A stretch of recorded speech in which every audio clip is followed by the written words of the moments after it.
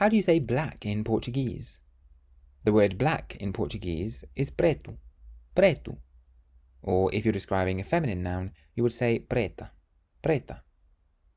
O carro preto é caro. O carro preto é caro. The black car is expensive. Ela está a usar uma camisola preta. Ela está a usar uma camisola preta. She's wearing a black jumper. O gato preto é bonito. O gato preto é bonito. The black cat is beautiful. So you can use preto if you're describing masculine nouns, or preta if you're describing feminine nouns. A camisa preta é nova. A camisa preta é nova. The black shirt is new. And if you're describing plural nouns, all you have to do is put an S on the end.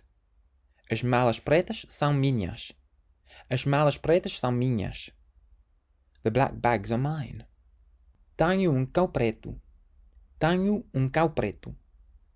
I have a black dog. So if you want to say black in Portuguese, you can say preto or preta. And if you want to learn to speak Portuguese, you can get my course 3-Minute Portuguese by going to www.3minlanguages.com. Use the code WELCOME at checkout for a discount. Obrigado!